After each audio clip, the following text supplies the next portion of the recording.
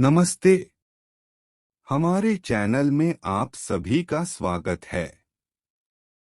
Netanyahu को उन कट्टरपंथी मंत्रियों पर लगाम लगाने की जरूरत है जो वेस्ट बैंक में बसने वालों की हिंसा को प्रोत्साहित करते हैं। प्रधानमंत्री फिलिस्तीनी प्राधिकरण द्वारा प्रशासित क्षेत्रों में रहने वाले फिलिस्तीनियों के साथ टकराव का एक और मोर्चा खोलने का जोखिम उठाते हैं। प्रधानमंत्री बेंजामिन नेतन्याहू को उन कट्टरपंथी मंत्रियों को नियंत्रित करने की आवश्यकता है जो उनकी सरकार बनाते हैं। उन्हें देश के भीतर वेस्ट बैंक, पूर्वी यरूशलेम और मिश्रित शहरों में रहने वाले फिलिस्तीनियों के साथ टकराव की एक और रेखा का सामना करने के लिए मजबूर होने के जोखिम पर होना चाहिए। इजराइल हमास आतंकवादियों द्वारा 1400 इजरायलियों के नरसंहार के बाद क्षेत्रों में चरमपंथी बसने वालों के हमले और हिंसक घटनाएं तेज हो गईं।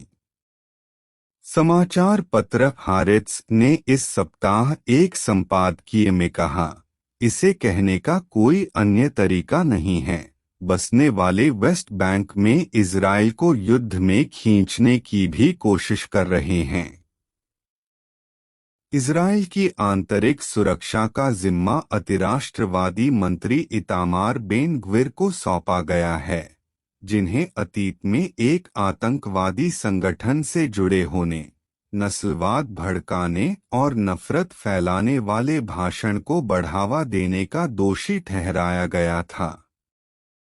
जैसे ही हमास के आतंकवादी हमले हुए, उसने बस्ती के नेताओं से मुलाकात की और घोषणा की कि वह उपनिवेशों की सुरक्षा के लिए 10,000 आग्नेयास्त्र और युद्ध उपकरण वितरित करेगा।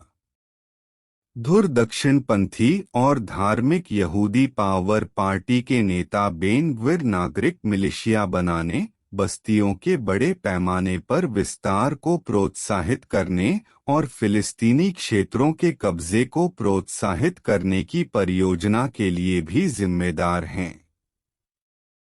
ये वो कार्रवाइयां हैं जो नेतन्याहू ने पिछले दिसंबर से बढ़ा दी हैं, जब उन्होंने इजराइल में धुर दक्षिणपंथी सरकार संभाली थी।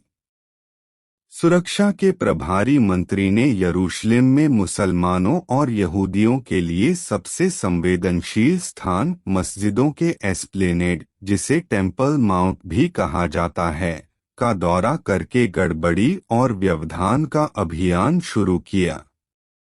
राष्ट्रीय सुरक्षा मंत्री के पदों को एक अन्य दक्षिणपंथी चरमपंथी और हिंसा भड़काने वाले का समर्थन प्राप्त है। वित्त मंत्री बेजेलेल स्मोट्रिच, धार्मिक ज़ायनिज़्म पार्टी के नेता, जिसके पास इजरायली संसद में 120 में से केवल 14 सीटें हैं, लेकिन सरकार के गठबंधन में मौलिक है। इसलिए नेतन्याहू का राजनीतिक अस्तित्व इन दो कट्टरपंथियों पर निर्भर करता है, जो अपने समर्थकों को अरबों की मौत के नारे से प्रेरित करते हैं और बसने वालों को हिंसक कार्यों को बढ़ावा देने की मंजूरी देते हैं। इस मंगलवार को गाजा में अहली अरब बैप्टिस्ट अस्पताल में हुए विस्फोट को इजरायली सेना और इस्लामिक जिहाद दोनों ने नकार दिया, जिससे अरब देशों में इजरायल और संयुक्त राज्य अमेरिका के खिलाफ सड़कों पर विरोध प्रदर्शन भड़क गया। फिलिस्तीनी प्राधिकरण द्वारा प्रशासित वेस्ट बैंक के शहरों में भी स्थिति अलग नहीं थी। रामल्ला पुलिस को उन सैकड़ों प्रदर्शनकारियों को तितर-बितर करना पड़ा जिन्होंने इजराइल और राष्ट्रपति महमूद अब्बास के खिलाफ नारे लगाए थे। झड़पें नबलस और जेनिन जैसे शहरों तक फैल गई हैं, जो तनाव का एक और केंद्र बिंदु हैं। अब्बास की सरकार द्वारा संचालित फिलिस्तीनी स्वास्थ्य मंत्रालय के अनुसार पिछले सप्ताह 58 फिलिस्तीनी मारे गए। उनमें से 10 को बसने वालों ने गोली मार दी थी।